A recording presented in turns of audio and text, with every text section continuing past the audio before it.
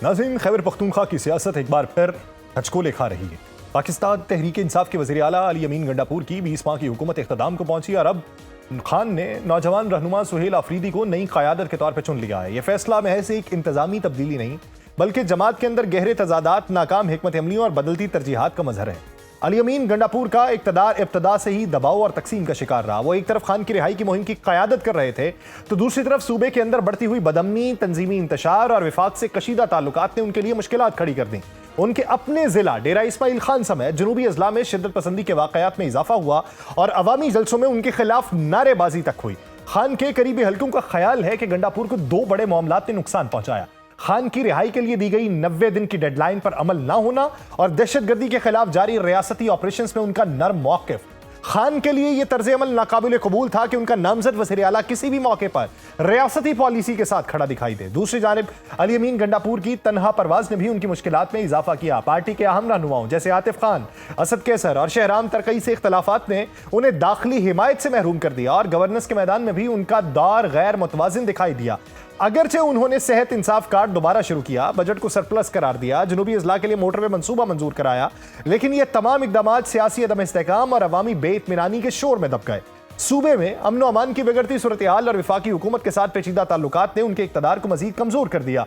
इस दौरान खान की रिहाई के लिए निकाली गई एहतजाजी तहरीक नाकाम साबित हुई। 26 नवंबर की रैली हो या डी चौक का धरना, हर मौके पर अली अमीन गंडापुर की गैर हाजिरी ने कारकुनों में मायूसी पैदा की। यही वो लम्हात थे जिन्होंने खान को एहसास दिलाया कि गंडापुर अब उनके सियासी मिशन को आगे नहीं बढ़ा सकते। अब नजर सुहेल आफरीदी पर है। 35 साल नौजवान जो इंसाफ स्टूडेंट फेडरेशन से सियासी सफर शुरू करने के बाद सूबाई असेंबली तक पहुंचे। पार्टी के दोनों धड़ों के लिए काबिल कबूल और जारहाना मिजाज के हामिल सुहेल आफरीदी के सामने सबसे बड़ा इम्तिहान अमन व अमान की बहाली और खान के एजेंडे पे अमल दरामद है। लेकिन हालात उनके लिए भी आसान नहीं। मखसूस नशिस्तों पे अपोजिशन की बढ़ती हुई ताकत ने असेंबली में नंबर्स गेम को फैसला कुन बना दिया है। अगर आजाद अरकान अपोजिशन के साथ मिल गए तो पीटीआई को एक बहरान का सामना हो सकता है। केपी की सियासत में यह तब्दीली बज़ाहिर एक शख्स की बरतरफी है, मगर हकीकत में खान के सियासी विजन, पार्टी नज़्म ज़ब्त और इक़्तिदार के तवाज़ुन का इम्तिहान है। सवाल यह है कि क्या सुहेल आफरीदी इस कश्ती को किनारे तक पहुंचाएंगे या ये तब्दीली भी महज एक नए तूफान का आगाज साबित होगी। नाज़रीन, खैबर पख्तूनख्वा की इस मजमूई सूरत हाल पर बात करने के लिए पाकिस्तान तहरीक इंसाफ के रहनुमा बैरिस्टर उमैर नियाज़ी साहब ने हमें ज्वाइन किया। नियाज़ी साहब, बहुत शुक्रिया आपके वक्त का। नियाज़ी साहब, अली अमीन गंडापुर की वजारत आला में कहा जा रहा है कि दाखिली इख्तलाफात और पार्टी पॉलिसीज़ ने उनकी क़यादत को कमज़ोर किया है और उसी के सियासी नताइज जो हैं वो भुगतना पड़ रहे हैं। क्या आप इसकी तायीद करते हैं या तरदीद करते हैं? बिस्मिल्लाहिर्रहमानिर्रहीम। बुनियादी तौर पे देखें, एक इंटरनल चेंज का मैकेनिज़्म है। इमरान खान साहब टीम कैप्टन है और टीम कैप्टन ने डिसाइड किया कि एक प्लेयर को दूसरे प्लेयर से बदलना है। और उसकी बुनियादी वजह क्या, जो खैबर पख्तूनख्वा में इस वक्त दहशतगर्दी की लहर का सामना है, उसको जिस अंदाज से टैकल किया जा रहा है वो इमरान खान के विजन के मुताबिक नहीं। और इमरान खान ने इस वक्त बेहतर समझा कि इस वक्त नया खिलाड़ी उतारा जाए, तो उसी वजह से उन्होंने सुहेल आफरीदी का नाम प्रपोज़ किया। और आपने देखा कि अली अमीन ने फ़ौरन इमरान खान के हुक्म की तायीद की। उन्होंने उसी वक्त इस्तीफ़ा टेंडर कर दिया। आज तो बल्कि वो वज़ीर आला हाउस भी खाली करके इस वक्त डीए खान पहुँच गए। अच्छा, तो आप कह रहे हैं कि दहशतगर्दी के मामले के ऊपर टैकल जिस तरह किया जाना चाहिए वो नहीं कर रहे थे। तो आज की जो DGISPR की प्रेस ब्रीफिंग है उसके बाद फिर सुहेल आफरीदी की क़यादत में पीटीआई केपी में अमन व अमान और सियासी इस्तेहकाम जो है उसका मैकेनिज्म क्या होगा या उसके लिए मुश्किलात क्या हो सकती हैं? अच्छा देखिए, बुनियादी तौर पे आज की प्रेस कॉन्फ्रेंस कोई सुहेल आफरीदी के तो ख़िलाफ़ नहीं, मगर देखना ओवरऑल ये है कि देखें, इमरान खान को अपनी ज़ात की बात तो नहीं कर रहे ना। इमरान खान उस सूबे की बात कर रहे हैं जिसमें हुकूमत इस वक्त पीटीआई की है। और हुकूमत पीटीआई की इस तरह से है कि लैंडस्लाइड मार्जिन के साथ है। 2/3 अक्सरियत से भी ज़्यादा इस वक्त पीटीआई उस सूबे में अपने MPAs उसके मौजूद हैं और अवाम तक उसकी रसाई है। अब अगर उसको टैकल करना है दहशतगर्दी को, तो एक जामे पॉलिसी बनानी पड़ेगी। और उस जामे पॉलिसी में क्या है, जो टेररिज्म ट्रांसपोर्ट हो रहा है अफगानिस्तान में, उसको काउंटर करने में आप हो जाएंगे। साथ ही साथ आप जब अपने लोकल कथा कलामी के लिए माजरत उमैर साहब, लेते हैं, आप कहते हैं अफगान गवर्नमेंट को इंगेज करें।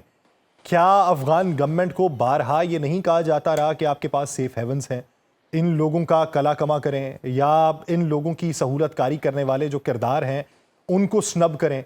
अभी मौजूदा मंजरनामे में जब अफगान गवर्नमेंट जो है वो बाकायदा भारत की तरफ रुजू कर रही है, भारत के साथ अपने ताल्लुकात बढ़ा रही है, और वही भारत जो गुज़श्ता दौरे हुकूमत में इन्हीं के खिलाफ सरगर्म अमल था साबिका अफगान हुकूमत के साथ, उसी के साथ मिलके वो कर रहे हैं, तो क्या ये हमने बारहा बावर नहीं कराया और उसका नतीजा जो है वो हमें पॉजिटिवली नहीं देखने को मिला? कि एक ऐसा नेबर जो आपके करीब है, जो कल्चरली भी आपसे ज़्यादा करीब है, जो मज़हब वाइज भी आपसे ज़्यादा करीब है, और वो जो है ना पहाड़ से दूर एक और बंदे के साथ, एक और मुल्क के साथ जाके जुड़ जाता है, तो वो किस वजह से जाके जुड़ता है?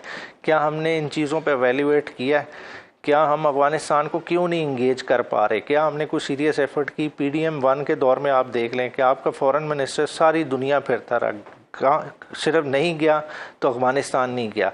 अभी भी आप जाएं तो आप देखें, अगर अफ़गानिस्तान में इशू है तो क्या अफ़गानिस्तान पे इन्फ्लुएंस सऊदी अरेबिया नहीं रखता? क्या आपने वो इन्फ्लुएंस को बरूए कार लाने की कोशिश की है? अच्छा नियाज़ी साहब, आपने कहा, पहले जो बात की आपने कोलैटरल डैमेज के हवाले से कि जब होते हैं तो फिर मुलाकात होते हैं। मेरा एक आमियाना सा सवाल है कि 976 के करीब गालिबन जो है वो दहशतगर्द मारे हैं हमने, लेकिन उसके साथ आप ये भी देखें कि 550 से ज़ायद लाशें भी हमने उठाए हैं। तो वो जो लोग हैं, वो जिन माओं के सपूत थे, या वो जो रूहें जो हैं इस मट्टी में दफन हुई हैं, तो कोई ना कोई तो उनका भी वाली वारस होगा, कोई ना कोई तो वो भी ये अपने अंदर चाह रखता होगा कि यहाँ से निकले, इनके साथ बातचीत नहीं हो सकती। तो रियासत फिर अपने लोगों को देखेगी या फिर उन लोगों को देखेगी जो बैरूनी दरअंदाजी के जरिए यहाँ पे सहूलतकारी का फरीजा अंजाम देते हुए अनारकी फैला रहे? बिल्कुल आपने ठीक कहा।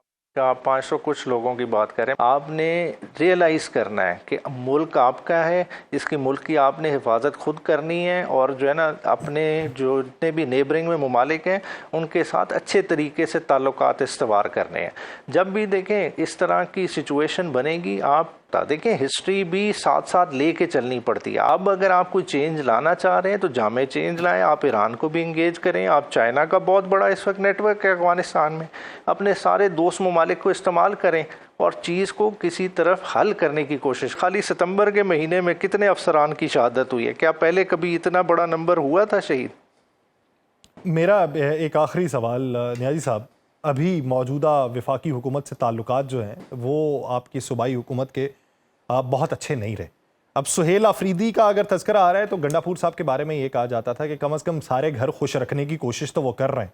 सुहेल आफरीदी साहब अगर वैसी पॉलिसी नहीं अपनाते, बज़ाहिर नहीं अपनाते हुए दिखाई देंगे, तो वफाक के साथ फिर मामलात आपके किस हद तक इंटीग्रेटेड रहेंगे या मसाइल का शिकार होंगे? देखिए, वफाक के साथ तो PTI की कभी भी हुकूमत की कोई कोऑर्डिनेशन नहीं रही। ये तो एपेक्स कमेटी में इकट्ठे होते मामलात, चीज़ें कुछ ना कुछ चल रही थी। मगर मुझे एक चीज़ की भी जो है ना नहीं समझ आ रही कि देखें KPK में चेंज PTI लेके आई है। PTI के अंदर कोई कंसर्न होना चाहिए कि भाई ये हमने चेंज क्यों किया है। बात है मुस्लिम लीग नून को किस चीज़ की परेशानी है? नहीं, बतौर अवाम तो सर, बतौर अवाम तो होनी चाहिए ना।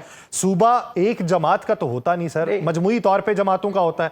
मजमूई तौर पे अक्सरियत आपकी है, ये एक अलग बात, लेकिन दूसरे लोग भी तो है ना, उन्हें भी तो मालूम पड़े ना कि जो नए साहिब आए हैं वो किस अज़ाइम के साथ आए हैं। हम तो तनकीद के तौर पे नहीं, सिर्फ वजाहत के तौर पे पूछ रहे हैं। नहीं, वजाहत नहीं, तारण ने जिस कॉन्टेक्स्ट में पूछा है मैं तो उसका जवाब दे रहा हूँ कि हमने क्या मरीम नवाज की हुकूमत गिरा दी है जो उन्हें परेशानी हो गई है। बात है KPK में, बिल्कुल जो KPK के MPAs हैं, अवाम है, बिल्कुल सवाल करें और उन्हें वजाहत भी मिलेगी कि इमरान खान के विजन के मुताबिक हुआ है और इमरान खान का विजन क्या है, और उसी के लिए कोशिश करें। कोई PTI इस चीज़ के ख़िलाफ़ नहीं कि दहशतगर्दों का कला कमा नहीं होना चाहिए, बिल्कुल होना चाहिए, मगर बात यह है कि KPK के अवाम का उनका हक़ है, उनके कंसर्न्स को पहले एड्रेस करना चाहिए और ये बाकी मामलात सिक्योरिटी के साथ साथ लेके चलें। ठीक।